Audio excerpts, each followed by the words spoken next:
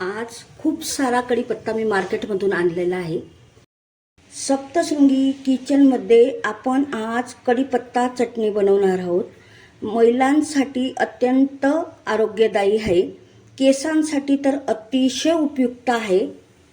कढीपत्त्याचे भरपूर उपयोग आहेत, खूप उपयोग आहेत, म्हणून त्याला बहुगुणी कढीपत्ता म्हटलं जातं। कढीपत्ता या पद्धतीने काढायचा आहे आणि तो मिठाच्या पाण्यात 2 मिनिटं भिजवायचा आणि 2-3 पाण्याने स्वच्छ धुवायचा आहे। सर्व कढीपत्ता या पद्धतीने काढून घेतलेला आहे आणि मी जाड मिठाने कढीपत्ता धुणारे, तुमच्याकडे जे मीठ अवेलेबल असेल ते वापरा।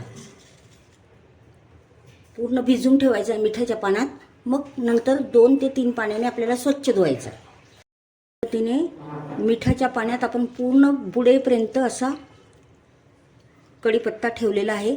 आता हा कढीपत्ता आपल्याला 2 ते 3 पाण्याने स्वच्छ धुवायचा आहे। कढीपत्ता 3 पाण्याने स्वच्छ धुतलेला आहे। आता तो निथळू द्यायचा आहे, सर्व पाणी निघालं पाहिजे याच्यातलं। कढीपत्ता आता आपल्याला असा कपड्यावर टाकून घ्यायचा आहे आणि त्याला वाळू द्यायचं, असं पसरून वाळू द्यायचं आहे त्याला, म्हणजे त्यात पाण्याचा अंश राहणार नाही। कढीपत्ता 3 पाण्याने स्वच्छ धुवून कपड्यावर पसरवला होता, आता तो छान असा वाळलेला आहे। पाण्याचा अंश अजिबात कढीपत्त्यात राहिलेला नाही, बघू शकता।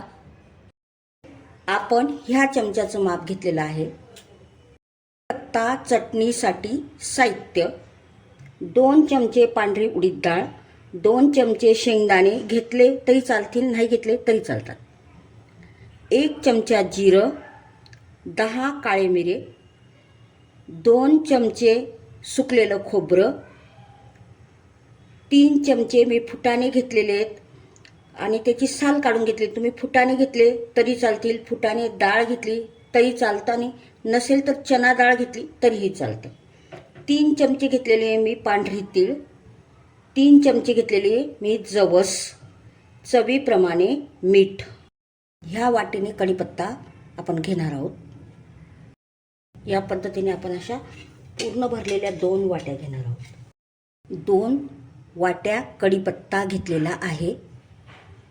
मीडियमच तिखट ठेवणार आहोत। ही बेडगी मिरची घेतलेली आहे आणि ही संकेश्वरी घेतलेली आहे। बेडगी मिरची खूप कमी तिखट असते आणि संकेश्वरी मीडियम असते। चटणी आपण मीडियमच तिखट करणार आहोत। मला जास्त तिखट हवं असेल तर जास्त मिरची किंवा मिरची पावडर घेऊ शकता।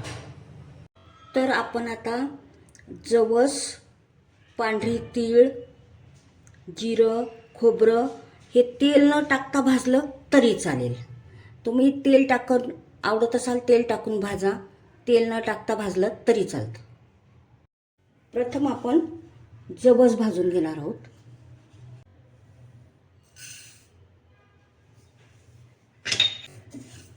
मंद आचेवर भाजायचे सर्व पदार्थ, म्हणजे खमंग चटणी लागते।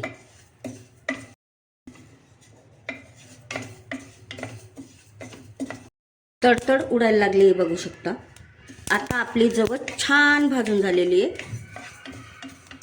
अशी तडतड उडली म्हणजे जवस छान भाजून झालेली आहे। जास्त भाजली तर कडसर लागेल। छान भाजून झालेली आहे। आता आपण काढून घेऊ। पांढरी तीळ भाजून घेऊया। या पद्धतीने पांढरी तीळ मंद आचेवर भाजून घ्यायची। तीळ जास्त भाजू द्यायची नाहीये। आता तडतड करायला लागलेली आपली तीळ भाजून झालेली, आता आपण काढून घेऊया।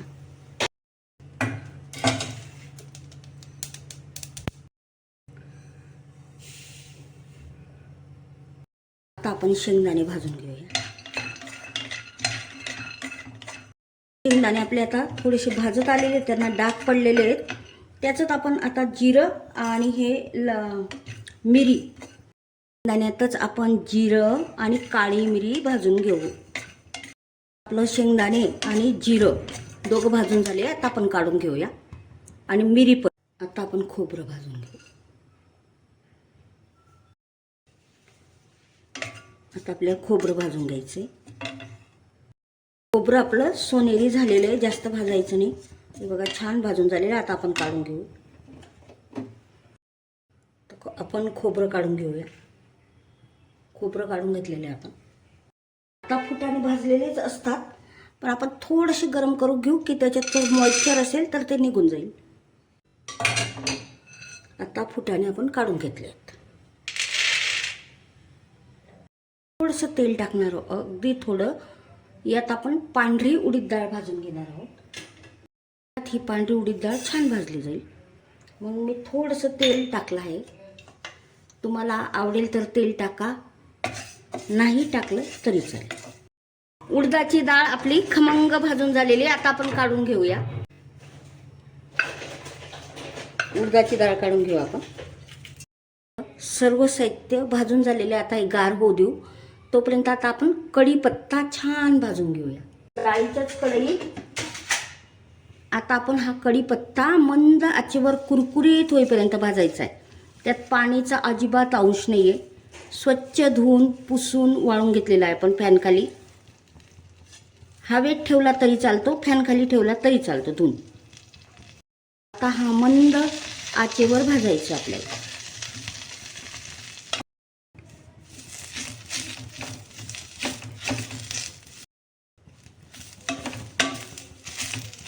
आता मंद आचेवर भाजायचा आहे, कारण कढीपत्ता जर व्यवस्थित भाजला गेला नाही तर आपली चटणी जास्त दिवस टिकणार नाही. त्यामुळे मंद आचेवर सावकाश भाजायचं आहे. सर्व वस्तू आपण भाजल्या ना, सर्व डाळी, खोबरं, जिरं, अतिशय छान सुगंध सुटले. कढीपत्ता आता बऱ्यापैकी भाजत आलेला आहे.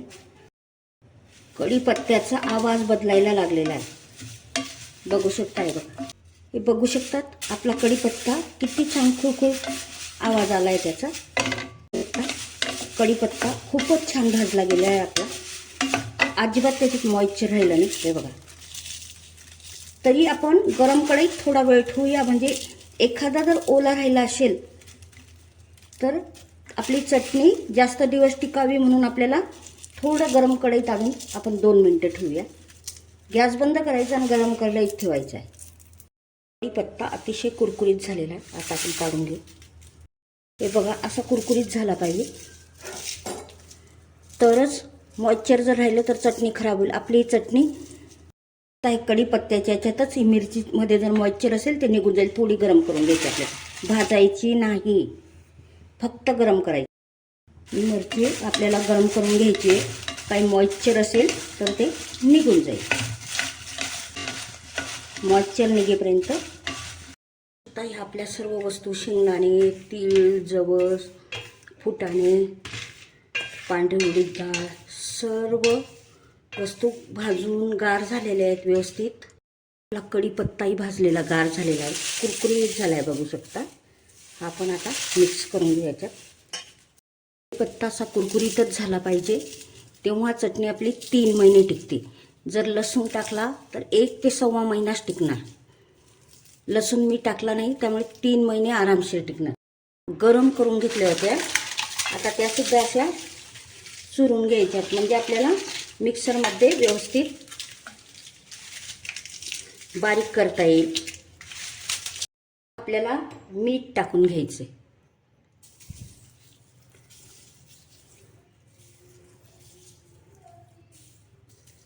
सगळ्या वस्तू व्यवस्थित खमंग भाजल्या ना तर चटणी खमंगही लागते आणि टिकतेही. आता हे सर्व असं मिक्स करून घ्यायचं. या पद्धतीने असं मिक्स करून कोरडंच असं सुक्क पूर्ण मिक्सरचं भांडं घ्यायचं आहे. पाण्याचा कुठे अंश नको. आपल्याला चटणी करून घ्यायची. जाडसर वाटायचे, बारीक वाटायचे नाही. या पद्धतीने सर्व चटणी अशी रवाळ वाटून घ्यायची.